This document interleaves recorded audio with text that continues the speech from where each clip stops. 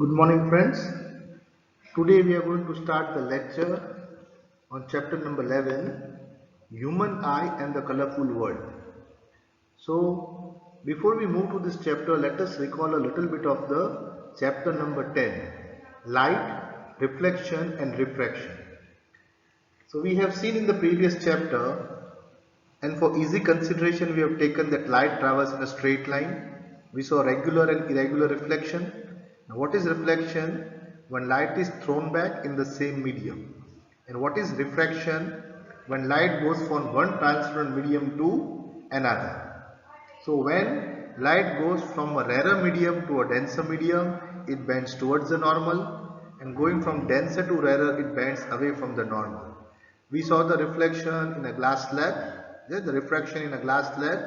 We saw the dispersion in the prism also, and we saw the two types of spherical mirrors, that is the concave and convex mirror and the concave and convex lenses, and according to the position the nature of the image changes. Now we'll see the same thing, reflection, not reflection actually, but refraction and human eye and the colorful world. How we see the world around us. So to understand how we see things, we'll have to first understand the human eye. But before we do that, I've got a little exercise for you here. You see what I've done here? I have cut this word into half. Okay, you can see this. There is a word I've given and I've cut the word into half. So can you guess what the word is? Now all of you can see on the screen there is a word and I want you to guess what the word is. If you guess fat, then you are right. If you get eat, also then you are right. If you guess the word set, even then you are right. Now you can see in all the three cases, you got the same thing.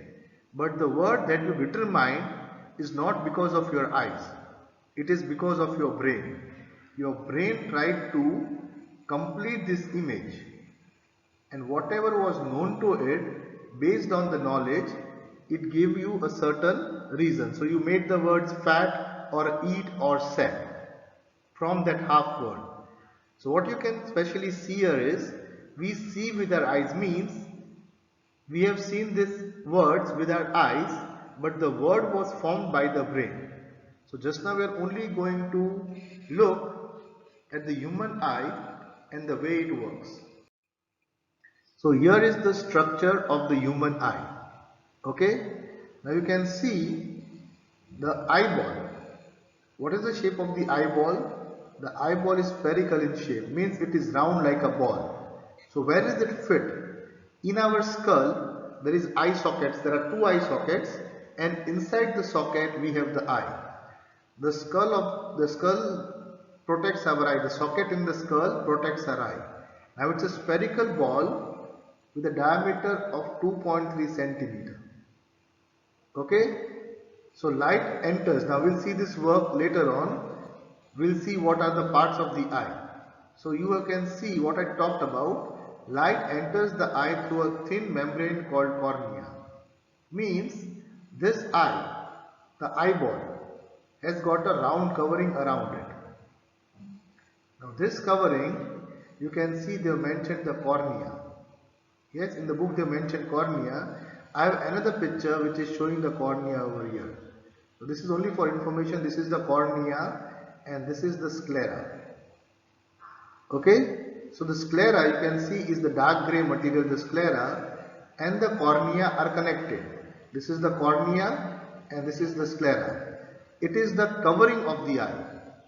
The cornea and the sclera is the covering of the eye. But how is the covering? The sclera is opaque.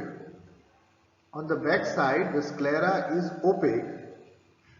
The sclera is opaque. But on the front side, it is transparent. So where it is transparent, it is called the cornea. And on the back side, it is opaque, it is called the sclera. So it is one single covering. It is a continuous covering. You can see the grey color thing on the border. This grey color is a continuous covering. but it is transparent in the front side of the eye and opaque on the back side. Then the other parts are, inside the cornea we have the iris. Iris is the colored part of the, just now we'll do in the further, look at the iris, is the colored part of the eye. Then after the iris is the pupil. Pupil is the small black dot in the center of the iris. Now there is a jelly-like material in the front of the eye called the aqueous humor, and a jelly-like material inside the eye called the vitreous humor. So here they mentioned the aqueous humor is the jelly in front and vitreous humor is the jelly at the back. Okay. Then we have got this pink color material called ciliary body, and here these muscles are called ciliary muscles. Then we have got blood vessels. Because the eye is working, it needs nutrition. So nutrition is provided by the blood vessels. This yellow colored region is called the retina, and these nerves are called the optic nerves. So this is the structure of the human eye. You have to remember all these names in order. We can name the first part as cornea, transparent part in the front, and the sclera is the opaque part at the back. 2. Then the third part we can call is the iris, the colored part. The fourth is the pupil, which is the black dot in the center. The fifth part you can see is the aqueous humor, the jelly on the outside, and the vitreous humor, the jelly on the inside. These are the parts of the eye. The seventh part you can call is the ciliary body, and the eighth part not mentioned here are the ciliary muscles. Yes? We also have the lens. You can see there is a lens here. We'll see what is the working, the ninth part. We will take the retina as the 10th part. The book doesn't mention all, but this is for your knowledge. And we have got the optic nerve. Then we have got a fovea, is the part of bright vision, and we have got a region, blind vision region also. So these are the different parts of the human eye. Now we'll see the human eye in detail and the working. So remember this diagram, you have to draw this diagram. In the exam, the diagram can be asked. So this is a textbook diagram. So you can learn this diagram, practice how to draw it, and this is the structure of the human eye. So the question can be asked with a neat diagram, explain the working of the human eye. So now we'll move to the working of the human eye. So what does the human eye do? It sees the world around us. But to see the world, light should fall on the eye. So light from any object is falling on the eye. Okay?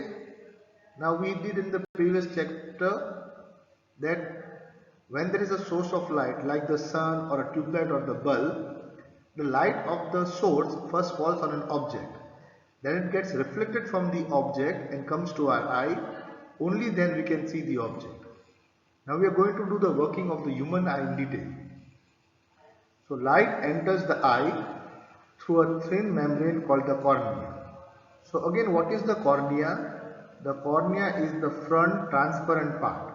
So light will enter the eye through the cornea. The cornea forms a transparent bulge on the eyeball. So it is the transparent surface in the front in the eyeball from where the light enters. Okay? Now, one function of cornea is refraction of the light rays. Means the refraction already starts at the cornea. The light starts to reflect at the cornea. Okay? But when this light goes inside, there is another lens here. And the purpose of the lens is to focus the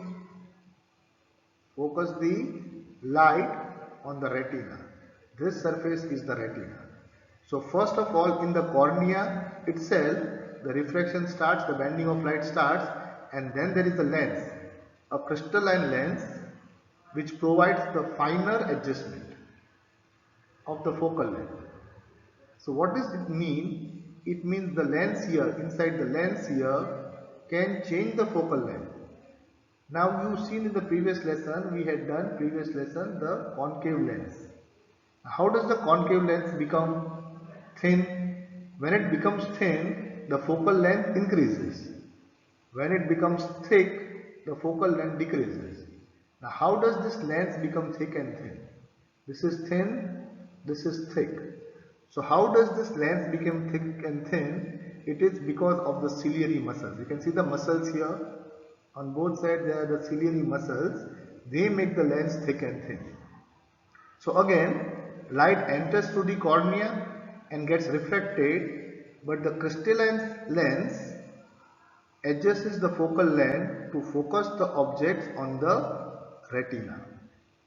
So the lens has to become thick and thin depending upon how the light is reaching the eye, and it becomes thick and thin with the help of the ciliary muscles. Now inside the cornea is the iris. Iris is a dark muscular diaphragm which is behind the cornea. It controls the size of the pupil. So what I told was the pupil.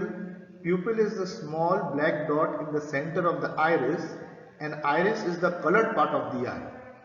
So some people have, we say, have brown eyes, some people have black eyes, some people have blue eyes. Those color is the iris. The iris can be grey, black, brown, blue, etc. And the center of the iris there is a small dot, the black dot called the pupil. So the iris controls the size of the pupil. Remember, what is the iris? The iris is the colored part of the eye.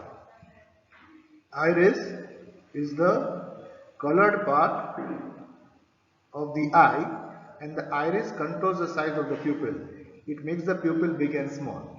And what does the pupil do? The pupil regulates and controls the amount of light entering the eye. So that the pupil does. It controls the amount of light entering the eye. Why it happens, we'll see shortly. So then this pupil, after the pupil, the light falls on the lens, and the lens focuses it on the retina. So on the retina, an inverted real object is formed. On the retina, the real inverted object is formed. Now this retina is a membrane having enormous number of light sensitive cells. Light sensitive cells are the rods and the cones. Rods and cones. But that we'll do later on. So these rods and cones get activated upon illumination and generate electrical signal. That electrical signal is carried to the brain through the optic nerve, and the brain interprets this, and so we can see the objects as they are. So in the previous slide, the word that you saw, the half word, was seen by your eyes. Okay, focused on the retina. The retina converted to electrical impulse. The optic nerve carried the impulse to the brain, but the brain interpreted and gave you the full word. So this is the working of the human eye. You have to mention each and every part of the eye and the function of each. Now the textbook doesn't have everything, so we'll do a little bit of things in detail. So again, what we have, the starting part is the cornea. So light enters through the cornea is the transparent outer covering of the eyeball. Okay, the eye is rounded. So the cornea also acts as lens. The refraction starts there. It bends or reflects light. Behind the cornea is the aqueous humor. So you saw in the front part of the eye, you can move this, go back in the video and see the aqueous humor. It is the fluid beneath the cornea, composition similar to blood plasma. Now, why is the aqueous humor needed? The fluid helps to maintain the shape of the cornea and also provides nourishment to the eye. So this is the function of the aqueous humor. After the aqueous humor is the iris and the pupil, that is the colored part of the eye. So light passes through the cornea and aqueous humor through an opening called the pupil. Okay, the size of the pupil is determined by the iris, that is the colored part of the eye. The contractile ring that is associated with eye color, like I told you, the eye color is the iris. Now when the pupil dilates, it gets bigger, then more light enters the eye. So we'll see later on how this iris and pupil work. Next we have the lens, the crystalline lens. Now most of the focusing of light is done by which? The cornea. But the lens allows us to focus the light on near or distant object. Means when the object is near, the eye lens has to become thick. When it is far away, it needs to become thin. So this thick and thin I told you is done by the ciliary muscles which surround the lens. It flattens. When the ciliary muscle relaxes, the eye lens becomes thick, and that is for seeing distant objects. And contracting to make it thick. Sorry, flatten means make it thin, and contract to make it thick to see close-up objects. So in close-up objects, the lens should become thick. To see far away objects, the lens should become thin. So when the lens becomes thin, the focal length increases. When the lens becomes thick, the focal length decreases. And so the lens can focus the light on the retina. Then we have the vitreous humor. A certain distance is required to focus the light. So the distance between the lens and the retina has to be more. So this is filled up by the vitreous humor, which is a transparent watery gel that supports the eye and allows this distance. So between the lens and the retina there has to be a distance. This distance is given by the vitreous humor.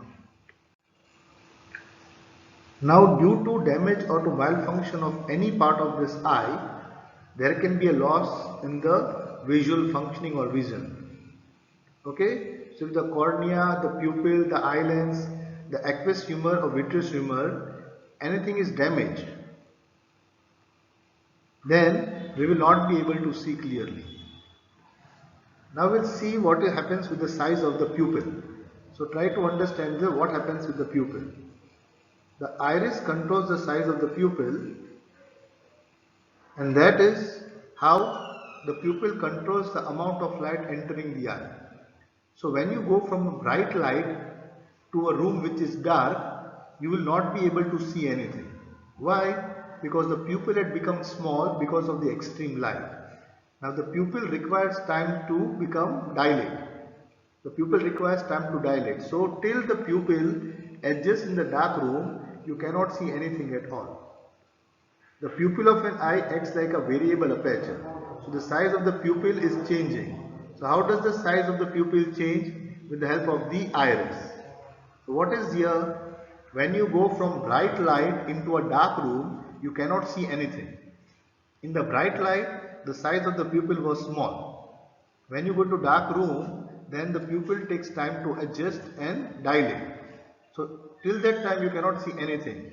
When the pupil dilates fully, then slowly you can see things in a dark room.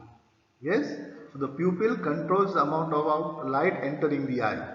When there is bright light, the pupil becomes small, and when there is dim light, the pupil dilates and becomes bigger, but that needs certain time. Now we see the retina and the optic nerve. So we saw that light which falls on the cornea is first refracted to the lens, and the lens does the final adjustment to focus the light on the retina. But now we'll see what happens on the retina. The coating of the interior back of the eye is the retina. So in the diagram you saw, inside the eye, this coating is the retina. Now when light strikes the retina, two types of cells are activated. So I talked about the rods and the cones. The rods detect light and dark. So it is for dim vision, light and dark, and help images under dim conditions.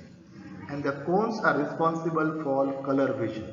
So the two types of cells inside the retina are different.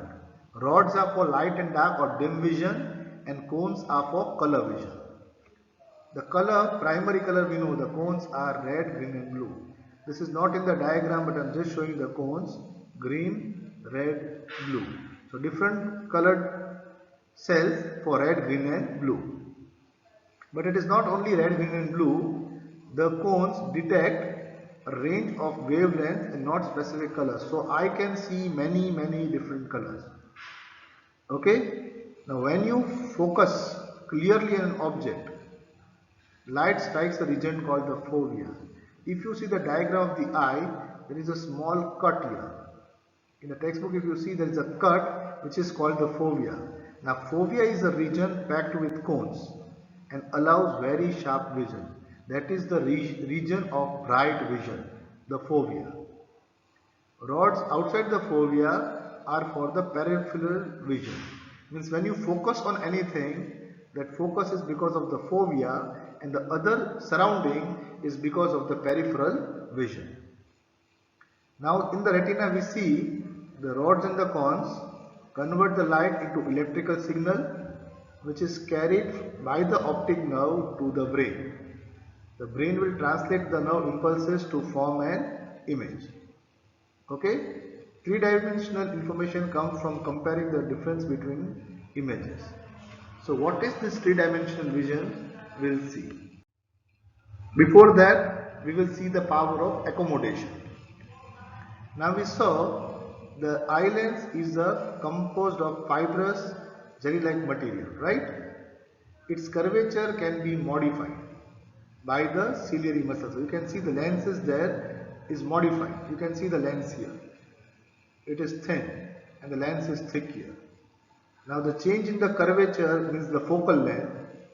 The change in the curvature can change the focal length. So what is that? Who does that? That is done by the ciliary muscles. On the side of the lens there are ciliary muscles.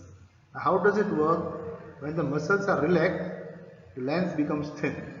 So when the muscles are relaxed, the lens becomes thin. So we can see it, enable us to see distant objects. So when we see far away objects, the lens is thin because the muscles are relaxed. Now when you look at objects closer to the eye, the ciliary muscles have to contract. So the lens becomes thick for near vision. So for far vision, the lens has to become thin. For near vision, the lens has to become thick. So the focal length of the eye decreases. When the lens is thick, the focal length decreases. When the lens is thin, the focal length increases. So the ability of the eye lens to adjust the focal length is called accommodation. So accommodation is the adjustment, means how thin to how thick the lens can become. That is called the power of accommodation of the eye. Now we see the near and the far point of vision. So we can see that the ciliary muscles can change the focal length of the eye, but it cannot go beyond a certain minimum limit. Now what is the minimal limit means? The minimum distance at which the objects can be seen without strain, without putting a strain on the eyes, is called the least distance of distinct vision, or the near point of the eye. For a young adult, the normal vision is 25 centimeter. So those who are working on the mobiles or studying on the computer screen, make sure the distance between your eye and the screen is a little more than 25 centimeter. If you keep the screen very much near to your eye, it will cause strain on the eyes and your head may start to spin. Okay, so the near point is 25 centimeter. You can see things more near than 25 centimeter also, but it will put a strain on your eye. To view comfortably, the image should be at least 25 centimeter away from the eye. So while studying also, your computer screen or your mobile screen should be more than 25 centimeter from the eye. And what is the farthest point that the eye can see? The farthest point is infinity. Okay. Can our eyes see up to infinite distance? Can you think we can see up to infinite distance? Yes. Because what you can see does not depend upon the eye. It depends upon the source of light or the object which throws out light. We can see the stars in the sky. There are some stars in the sky which are 700 times bigger than the sun, 10,000 times brighter than the sun, but much far away than the sun. We can see the stars not because our eye is used to see that, but the light from the star reaches our eye. Now you will be amazed to know, suppose it takes 200 years for the light to reach our eyes. Means the star which you are seeing in the sky right now was at that position before 200 years. At presently the star may or may not be present. So the near point without strain is 25 centimeter. The farthest point is infinity, because to see the farthest away doesn't depend upon the eye, it depends upon the object which is giving out the light. If the light reaches our eye, we can see it. If the light does not reach our eye, we cannot see. You also know that the light of the sun takes how much? It takes 8.3 minutes to reach our eyes. Means the sun we see in the sky was there before 8.3 minutes. Presently it must have moved a little. Actually the sun does not move, it is the earth which is moving. Now this crystalline lens which helps us to see things, people of old age, the transparent lens becomes milky and cloudy. This condition is called cataract. In Gujarati we say motiya. So this causes partial or complete loss of vision. To restore the vision, a cataract surgery needs to be done. Okay, so this lens which is helping us to focus can get very cloudy and cause cataract. If you want to see the strain, try holding your book or a mobile nearer to the eye less than 25 centimeter. You will see a strain on the eye. So this is what the lens does. And the last part we need to see is the 3D vision. Now what is 3D vision mean? You can see how our eyes are arranged inside the skull. Human have got two eyes instead of one eye. So it gives a wider field of view. A human being with a horizontal field of view, yes, can see 150 degree with one eye, and combined it can see 180 degree with two eyes. The ability to detect faint objects is enhanced with two detectors instead of one. Now the positioning of the eye is very important, come through us through evolution. Yes, so prey animals have their two eyes positioned on the opposite sides of the head to give the widest possible field of view. Why does it happen, do you think? If you go a little bit into biology, you will see cows, buffaloes, rabbits, birds have got eyes on either side of the head. This is because they are the victims, yes, they are the prey.